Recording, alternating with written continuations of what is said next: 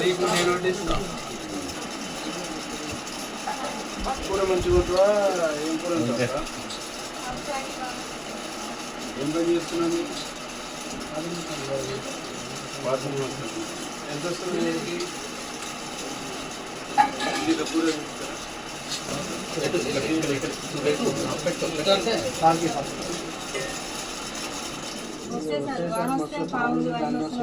మామూలు వస్తాయా? మంచాలు ఉన్నాయా? కింద నేను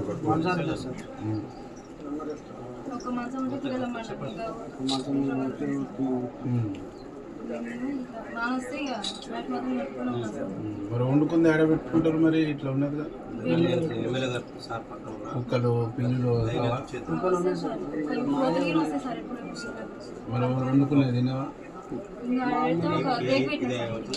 రేక్ అడ్డం పెట్టి 1 లక్ష రూపాయలు ఎక్కువ ఇస్తారు. ఇంకా 5 లక్షలు ఎక్కువ, ఇంకా 6 లక్షలు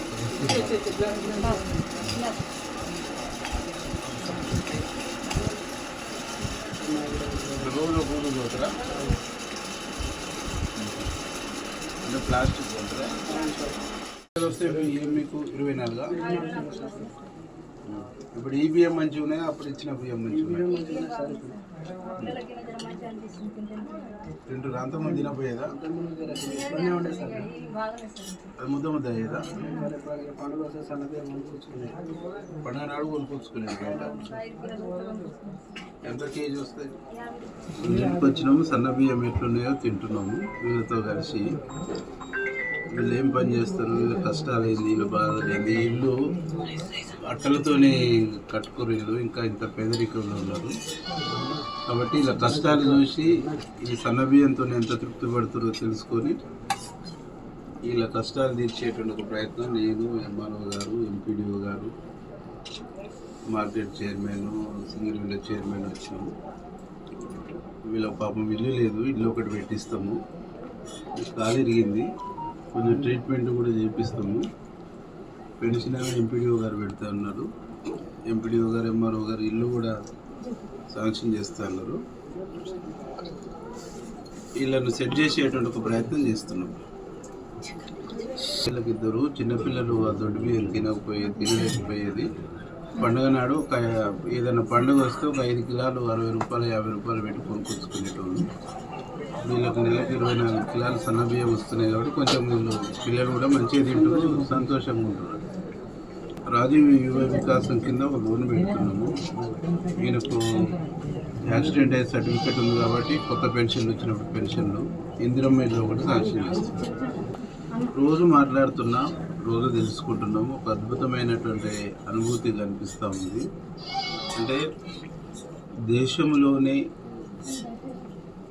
ధనికులు తినేటువంటి బియ్యం, ఉద్యోగస్తులు తినేటువంటి రైసు, సంపన్నులు తినేటువంటి రైసు సామాన్యునికి చేర్చడం అంటే ఇంత అద్భుతమైనటువంటి స్కీము, అంత అద్భుతమైన పథకం ఇంకోటి ఉండదు. ఇంత గొప్ప పథకాన్ని ముఖ్యమంత్రి గారు, సివిల్ సప్లైస్ శాఖ మంత్రి దీన్ని ప్రవేశపెట్టడం చాలా సంతోషం.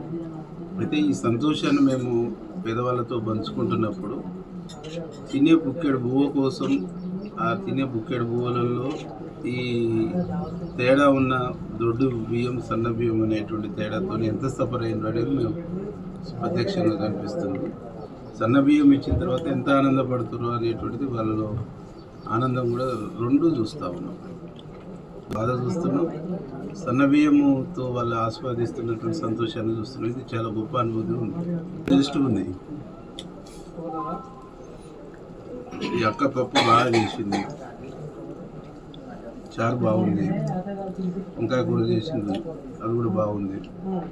ఇళ్ళలోనేమో ఫ్రైలు తింటాం కదా, ఇక్కడ కొంచెం చారు టైప్ చేసారు, అద్భుతం. మీ చిన్నతనాన్ని ఎట్లాంటి బియ్యం తినేది, మీరు ఎట్లా ఉండేది? జొన్నన్నం తినేది, అప్పుడు గుట్టెడు తినేది. ఇప్పుడు సన్న బియ్యం తింటున్నాం. ఇప్పుడు అదే సన్న బియ్యం వీళ్ళ ఇంట్లో తింటున్నందుకు ఆనందం. ప్రతి నెల ఇట్లా అందిస్తాము, మేము కూడా చెక్ చేస్తుంటాము. ఎక్కడన్నా మిస్టేక్స్ ఉంటే, లోపాలు ఉంటే 100% ప్రభుత్వం దృష్టికి తీసుకుపోయి సరి చేసేటువంటి ఒక ప్రయత్నం చేస్తాం. గవర్నమెంట్ నాకు తెలిసి 100% పారదర్శకంగా అద్భుతమైనటువంటి స్కీమ్ను ప్రారంభించింది కాబట్టి అద్భుతంగా దీన్ని పర్యవేక్షిస్తూ సామాన్యుని కడపాకలు తీర్చేటువంటి గొప్ప ప్రయత్నం చేస్తున్నటువంటి ప్రభుత్వంగా, సామాన్యుని మనసును గెలుచుకున్నటువంటి ప్రభుత్వంగా ఈ సామాన్యుని స్కీమ్ని అత్యధిక ప్రాధాన్యత ఇచ్చి ఎక్కడ మిస్టేక్ జరగకుండా చూస్తుంది అనేటువంటి 100% నమ్మకం విశ్వాసం నాకు ఉంది. రోడేనా?